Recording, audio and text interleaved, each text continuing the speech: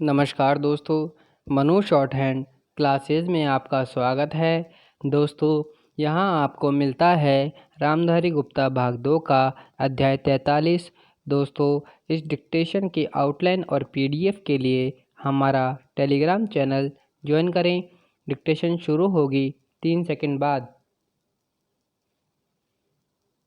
महोदय, हमारे जीवन में संगीत का व्यापक स्थान है। भारतवासियों को अपने प्राचीन युग से अथवा अपने पूर्वजों से शास्त्रीय संगीत के रूप में एक बहुमूल्य निधि मिली है। हमारे पूर्वजों की दृष्टि में संगीत का ध्येय आध्यात्मिक साधन था और उन्होंने संगीत का इसी आदर्श के अनुकूल विकास किया। हम यह कह सकते हैं कि हमारे देश में यह कला पूर्णता के शिखर पर पहुंच चुकी है।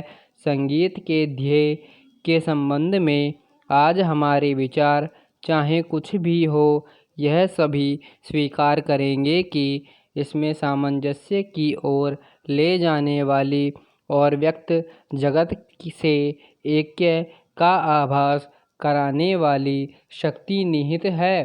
संगीत के वातावरण में ही नहीं बल्कि श्रोताओं और गायकों के मन में भी सामंजस्य की उत्पत्ति होती है। संगीत के उच्च ध्येय और व्यापक प्रभाव के कारण ही प्राचीन काल में भारतवासियों ने संगीत को जनसाधारण के सामाजिक तथा सांस्कृतिक जीवन में ऊंचा स्थान दिया था। शायद ही कोई ऐसा भारतीय त्योहार या उत्सव हो जिसमें संगीत का आयोजन न होता हो।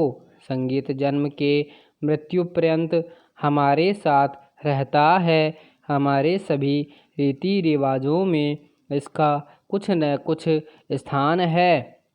शताब्दियों से हम संगीत के प्रशंसक तथा उपासक रहे हैं और हमने इसकी गणना सदा मानव की उच्चतम साधनाओं में की है।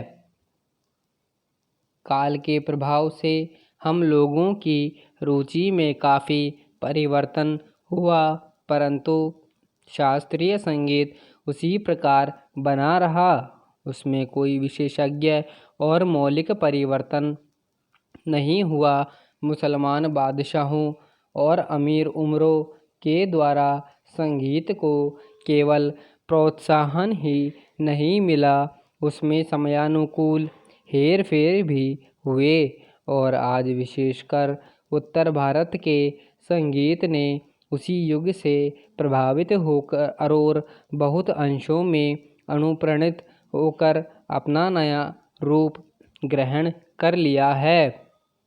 पर जो भी हेर फेर हुए वे हैं ऊपरी पोशाक मात्र ही। भारतीय संगीत शरीर और आत्मा से अभी भी वही प्राचीन शास्त्रीय संगीत बना हुआ है।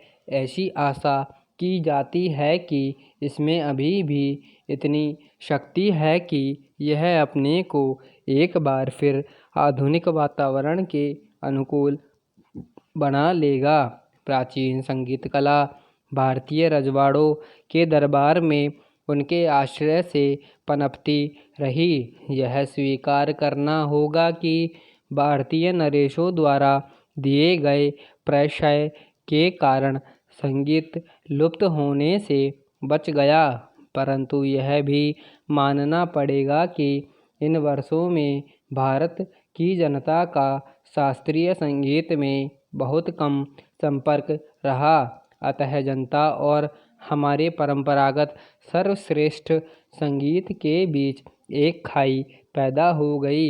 यदि हमें संगीत को जीवित रखना है और सहस्त्रों वर्ष पुरानी इस अमूल्य परंपरा की रक्षा करनी है तो हमें इस खाई को पाटना होगा। यदि यह आवश्यक हो तो शास्त्रीय संगीत में ऐसे संशोधन करने में कोई बुराई नहीं जिनके फलस्वरूप यह लोकप्रिय बन सके। इसके साथ ही जनसाधारण को भी शिक्षित करने की आवश्यकता है, जिससे उनकी रुचि अधिक परिष्कृत हो सके और वे शास्त्रीय संगीत का आनंद उठा सके। भारत गणराज्य में नरेशों अथवा रजवाड़ों का अच्छा स्थान है। समाप्त। धन्यवाद।